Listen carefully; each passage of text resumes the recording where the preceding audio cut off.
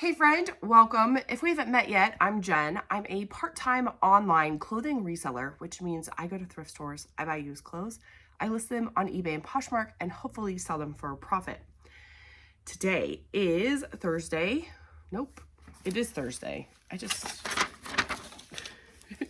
December 4th. I just never flipped my thing over to December. It's December 4th. Oh my word. Okay, so these are 4 items that sold Monday, Tuesday, Wednesday, and to be quite honest, 2 of them sold first thing this morning. So I was kind of surprised that I didn't have any sales on Monday because Monday was Cyber Monday. And so I thought a lot of people would be online looking for deals. On eBay, I had a 30% off and a 40% off coupon. I don't know. I just had no sales at all on Monday, so I'm not really sure what that was about, but these did sell eventually. These are Crocs. These are called the Sanra, S-A-N-R-A-H. I just take a Google Lens photo, and that's how I find the style names. So these I listed for $35. I find that the more like kind of unique, interesting styles sell for more money of Crocs and quicker. So these took less than a month to sell. I had them listed for $35, and then the 20% off offer that I send on Poshmark using Prime Lister gave me $28. I paid $2.75 for these at the Salvation Army rummage sale. So these were items that were not in, we don't have a Salvation Army store in our town, but the church does a rummage sale quarterly. They usually do a bag sale, and then they have items that are not in the bag sale. Now I know that they have their shoes priced at, oh shoot, I don't have that.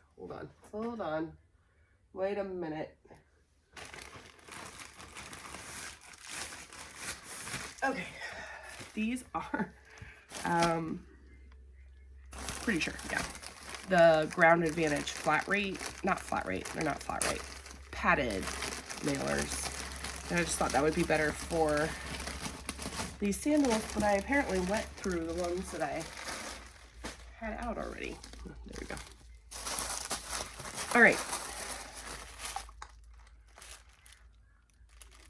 Bag sale. These are not in the bag sale. I know they price their shoes at $1 a piece, but I just did an average cost of goods for all my bag sale items, non-bag sale items there, and it was $2.75 was my average cost of goods. So with the fees and then my cost of goods, there's no shipping cost to me on Poshmark. My profit is $19.65. So that's really good for a pair of sandals selling in December. Where's it going? South Carolina. I don't know. Do you still wear sandals in South Carolina? I guess it depends on where in South Carolina. I will tell you that's the best one that sold. So these are a pair of snow pants. Man, I have these really nicely folded. They're in excellent condition, and they just had some markings on them that I was like, I think these are kind of cool, and I wonder if they're worth anything. And so I just kind of snagged them. They were at my my favorite thrift store where my cost of goods is like crazy low. And when I comped them, it wasn't that, they weren't that great, but I went ahead and listed them for $25.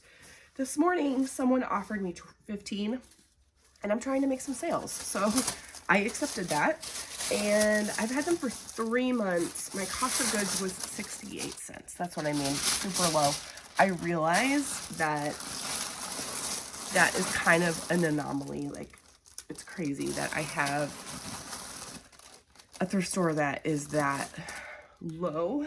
Now, the caveat to that is I don't often, now sometimes I do, I don't often find, you know, high sell-through or super high average sale price items. There are occasions I found some really fantastic things there. But that's not the normal. The normal is, you know, selling $15 snow pants. So my profit with minus fees and my cost of goods is $11.32 on these. And they sold in 3 months, which is pretty good, I think.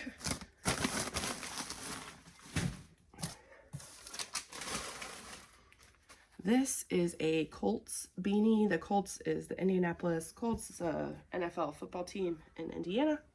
If you don't know, I got this. These little beanies don't sell for very much, and this took 19 months to sell. So, but I got this for free.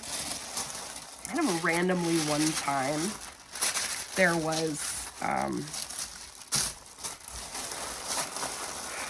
like a place that had a lost and found, and I asked if I could have their lost and found stuff, and, you know, so, I mean, I was open and honest and said, I'll sell what I can and donate the rest, and they said, sure, and I've sold a few things. It wasn't anything major, but this was from that.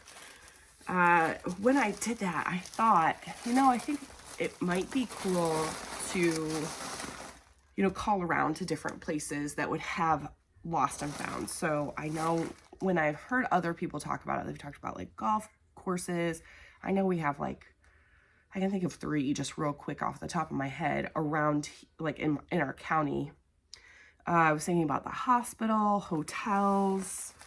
I don't know. I think that would be really interesting to just call up and be like, hey, what do you do with your lost and found? If you donate it, can I, you know, pick it up on the first Monday of every month for you and donate it for you? I don't know. I think it could be interesting. It could be, you could come up, you could probably find some interesting things. It would be a different way of sourcing, you know? Is that something you've ever done? I would love to know if you do. This sold for $12. I had it listed for $20. I only list things for $20 or higher on Poshmark. That is just my own personal preference. I don't think everyone has to do it that way. The reason I do it that way is because when it sells for under $15, the fee is a flat rate of $2.95. So more than 20% on anything under $15. So I just try really hard to kind of keep my lowest sale cost at $15 on Poshmark. I don't always follow that, but I did know that going in when I accepted the offer. So $12, 19 months, 0 cost of goods. My profit is $9.05. So not bad for something that I got for free. This is kind of just like a weird mixed bag of things. I mean, snow pants and a snow hat, like that makes sense in December, but this is a tie. And I found it at the bins. It's silk, I can tell that. And it has these little guys on it. And it says College Classics. I had to look up what this is, but it's the Maryland Terrapins. And it's from the University of Maryland. And, you know, at the bins, it's the Goodwill outlet where you pay by the pound. And that didn't cost much. I have an average cost of goods of $1, but it definitely costs less than $1 for me to buy this tie. And so I just went ahead and snagged it and thought, we'll see. And there were quite a few listed, and I listed it just on the low side. Not lower than all the other ones listed, but kind of like similar as the lowest one listed. And it sold in less than 2 weeks for $14.95. This one sold on eBay. Oh, I'm gonna use a little Christmas package. No, I'm not.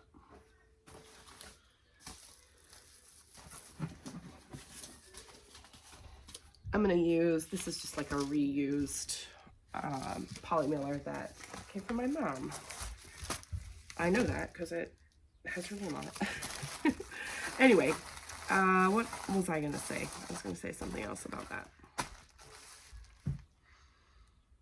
I don't remember. I'm sorry.